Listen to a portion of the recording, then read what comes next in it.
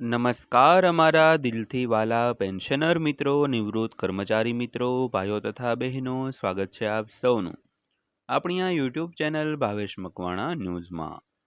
તો પેન્શનર મિત્રો, આજ બપોરના પેન્શન સમાચારમાં આપણે વાત કરીશું વધતી જતી મોંઘવારીને ધ્યાનમાં લઈને ગુજરાત સરકારે નિવૃત્ત પેન્શનરોના પેન્શનમાં આજ તારીખ 27/8/2026થી આટલો વધારો કર્યો છે મંજૂર। તો મિત્રો, કેટલો વધારો મંજૂર કર્યો છે જેની આજના વિડીયોની અંદર આપણે ચર્ચા કરવાના છીએ। તો આજનો વિડીયો ખાસ કરીને અંત સુધી જોઈ લેજો। અને જો હજી સુધી આપણી આ યુટ્યુબ ચેનલ તમે સબસ્ક્રાઈબ ન કરી હોય તો ડેઈલી આવી જ અપડેટો અને માહિતીઓ મેળવવા માટે આપણી આ યુટ્યુબ ચેનલ પણ અત્યારે જ સબસ્ક્રાઈબ કરી લેજો દોસ્તો, કારણ કે તમારા માટે ખૂબ મહેનત કરીને અમે રોજે રોજ આવા જ નવા વિડીયો બનાવતા હોઈએ છીએ। તો ખાસ કરીને થોડોક સપોર્ટ કરજો અને વિડીયો અંત સુધી જોઈ અમારી આ ચેનલ સબસ્ક્રાઈબ કરી લેજો। તો શરૂ કરીએ આજનો આ વિડીયો। તો સૌથી પહેલાં જો વાત કરીએ તો 8મા પગાર પંચ હેઠળ 2.1 ફિટમેન્ટ ફેક્ટર 7મા પગાર પંચના 2.57 કરતાં ઓછો દેખાઈ શકે છે, પરંતુ વાસ્તવિક પગાર વધારો હજુ પણ વધારે હોઈ શકે છે।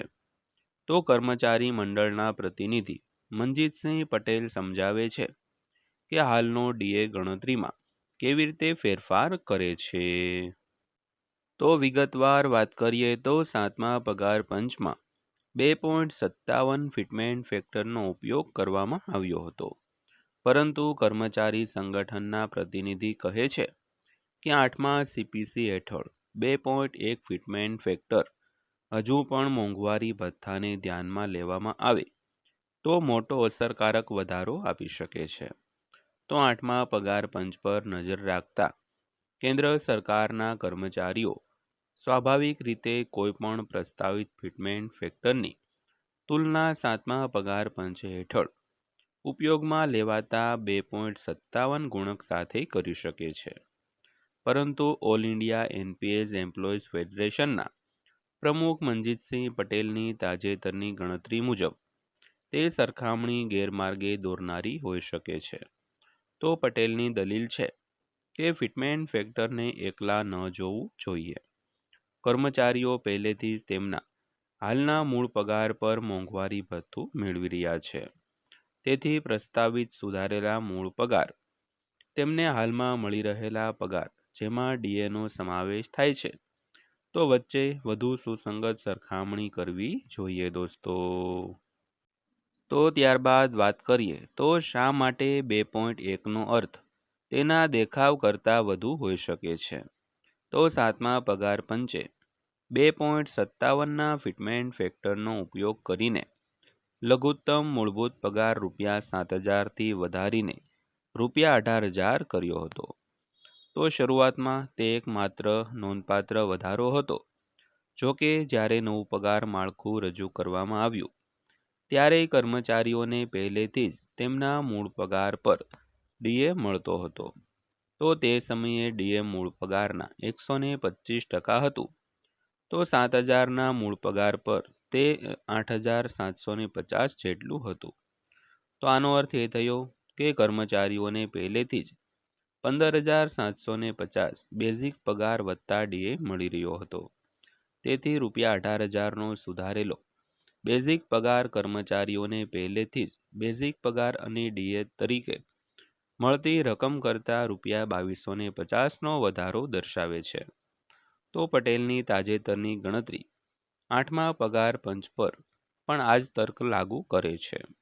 તો તેઓ 18,000ના વર્તમાન લઘુત્તમ મૂળભૂત પગાર પર 2.1ના સંભવિત ફિટમેન્ટ ફેક્ટરનો ઉપયોગ કરે છે દોસ્તો। તો ત્યારબાદ વાત કરીએ તો 2.1 પર સુધારેલ મૂળ પગાર ₹37,800 થશે। જોકે મહત્વનો મુદ્દો એ છે કે કર્મચારીના હાલના પગારને ફક્ત ₹18,000 તરીકે ગણી શકાશે નહીં। તો મૂળભૂત પગાર ઉપરાંત ડીએ ચૂકવવામાં આવે છે, તો તેનો અર્થ એ છે કે અસરકારક વધારો ફક્ત મૂળભૂત પગાર સામે નહીં પણ કર્મચારીના હાલના મૂળભૂત વત્તા ડીએ સામે માપવાની જરૂર છે।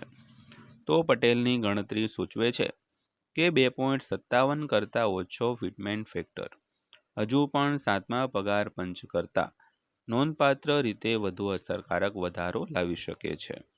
તો તેમના તાજેતરના ઉદાહરણ મુજબ 2.1 ફિટમેન્ટ ફેક્ટરનો અસરકારક લાભ લગભગ 53% છે, જ્યારે 7મા પગાર પંચ હેઠળ તે લગભગ 32% છે. તો ત્યારબાદ જોઈએ તો બેઝિક પગાર માટે 2.1 ફિટમેન્ટ ફેક્ટરનો અર્થ શું થાય છે.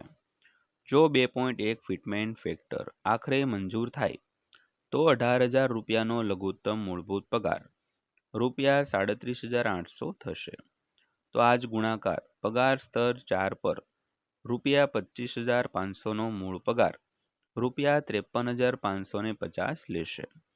તો પગાર સ્તર 13 પર ₹1,23,100નો મૂળ પગાર ₹2,58,510 બનશે.